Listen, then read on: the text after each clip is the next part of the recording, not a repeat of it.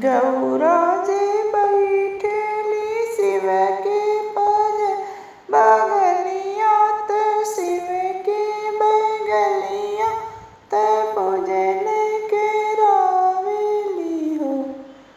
गौरा जी बैठेली शिव के बगलिया त शिव के बगलिया त पूजन करावेली हो। शिव जी के हाथवा में शोभे डमरुआ शोभे डमरुआ देखते नीके लागेला। शिव जी के हाथवा में शोभेला डमरुआ शोभेला डमरुआ देखते नीके लागेला।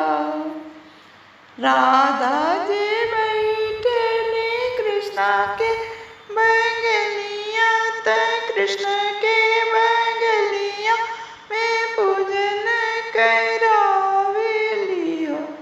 राधा जी बैठेली कृष्णा के बगलिया त कृष्णा के बगलिया त पूजन करावेली हो।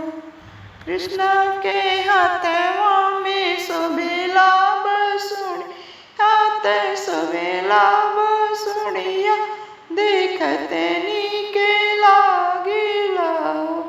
कृष्ण के हाथवा में शोभेला बसुड़िया त शोभेला बसुड़िया देखते नीके लागेला हो।